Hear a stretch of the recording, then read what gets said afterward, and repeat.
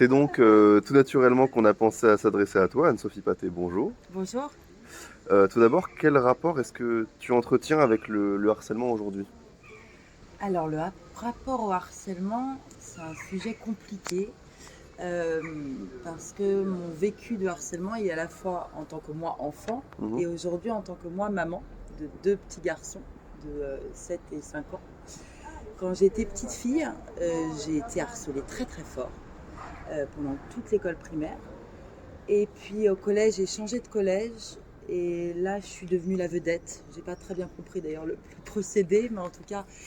Et je me suis retrouvée harcelée moi-même. J'ai été des deux côtés de la barrière déjà euh, à l'enfance, à l'adolescence. Et aujourd'hui, je suis maman de deux petits garçons et je suis un petit peu terrorisée parce que je trouve que ça commence très tôt. Que dès la maternelle, j'entends parfois des choses. Alors attention, il ne faut pas dramatiser, il faut rester quand même mesuré, essayer d'être précis quand on parle du harcèlement parce que c'est un sujet qui est complexe avec des frontières extrêmement floues, mais que voilà, cette problématique de harcèlement, elle existe pour tous les âges. Et maintenant, mon rapport au harcèlement, il est plus en tant qu'enfant, mais en tant que maman de jeunes enfants. Donc tu as eu ouais, le prisme de l'enfance et maintenant de l'inquiétude vis-à-vis de C'est tes ça. propres enfants Et finalement. d'ailleurs, l'inquiétude vis-à-vis des enfants, elle est double. C'est-à-dire que j'ai autant peur qu'ils soient harcelés que peur qu'ils soient D'accord. harceleurs. Parce que je pense que déjà la souffrance, elle est des deux parties.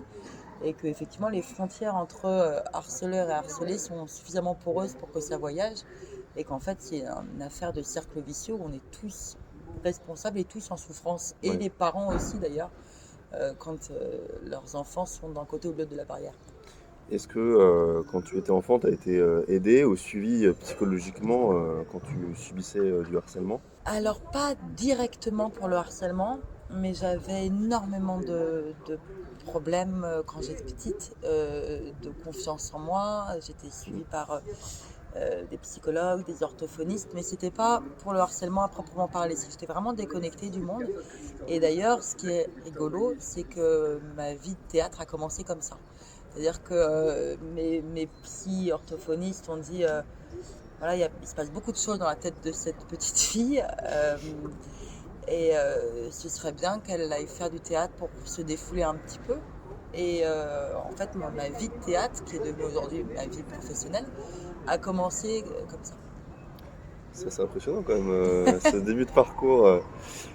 Bah donc voilà, forcément, aujourd'hui tu es metteuse en scène de la pièce Flashman. Mhm.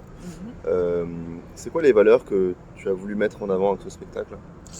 Alors aujourd'hui, j'ai fait une première mise en scène qui s'appelait Flashman sur ce thème de harcèlement. Et ça a été un travail tellement riche qui se prolonge aujourd'hui avec une nouvelle création Ouais. qui s'appelle Hashtag Flashman, qui est une création pour ce festival Off d'Avignon 2026, parce que le sujet mérite d'être creusé. Et les valeurs dont j'aimerais parler, en tous les cas, ce que j'aimerais mettre en avant dans cette histoire de harcèlement, déjà, c'est son aspect intergénérationnel.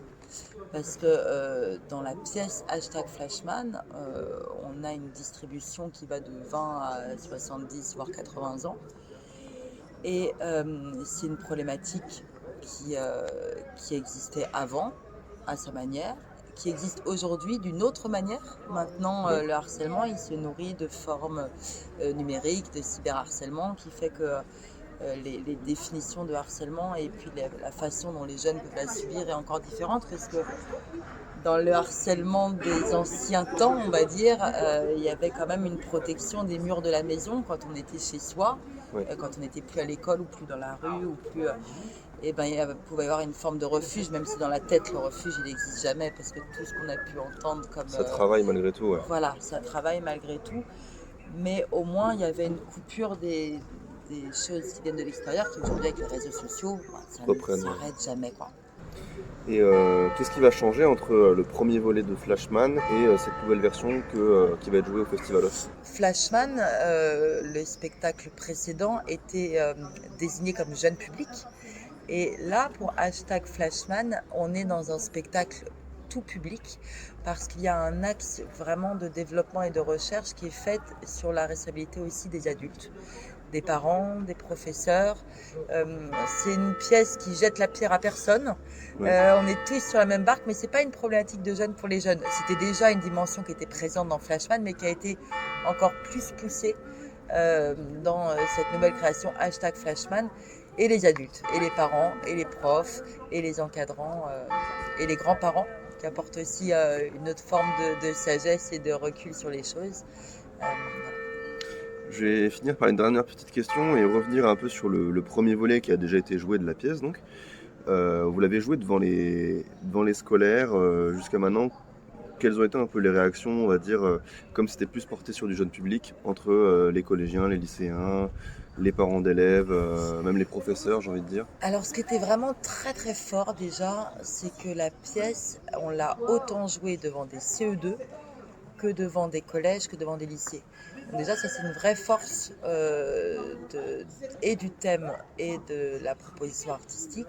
Et c'était déjà un travail qui était une pièce de théâtre où il y avait de la musique et de la danse, et qui permettait parfois de lever des réticences vis-à-vis de certains publics qui ne sont pas forcément des publics de théâtre. Théâtre, on s'entend, mais on ne l'a pas forcément joué dans des écoles ou des collèges ou des lycées qui sont en spécialité théâtre ou qui sont Ouais. vraiment sensibilisés à ça. On l'a joué devant toutes sortes de publics, devant des lycées pro, devant des publics qui parfois avaient une réticence. On va vous montrer une pièce de théâtre. Ouais. C'était pas forcément leur truc. Et de voir qu'il y a une adhésion, quelque chose qui passe par l'émotion, qui a fonctionné. On a eu des larmes, on a vu des petites accolades entre enfants. On a toujours pris le temps de discuter après. Donc c'est ça qui est vraiment très fort et qu'on a voulu pousser encore plus loin pour #Flashman. C'est-à-dire aller encore plus loin aussi dans ce rapport à la musique et à la danse. Et pour pouvoir toucher par l'émotion et pas par des grands discours. C'est pas une pièce qui fait un plaidoyer anti-harcèlement, qui dit là il y a les méchants, là il y a les gentils. C'est une pièce qui C'est pas réfléchit, manichéen. c'est pas Ouais. manichéen. C'est une pièce qui est là vraiment pour réfléchir tous ensemble. Et c'est vrai que le spectacle s'est toujours prolongé après la pièce. Les débats, ça continuait. Les jeunes aussi qui voyaient leurs parents, enfin, des personnages de parents sur scène et qui réfléchissaient aussi dans la manière dont ils peuvent rétablir la communication avec leurs parents. Les profs qui sont aussi également, il y a l'histoire de #Flashman, c'est du harcèlement qui se passe en milieu scolaire. Donc il y a aussi des personnels éducatifs qui sont portés sur scène et qui se retrouvent également dans toutes ces problématiques.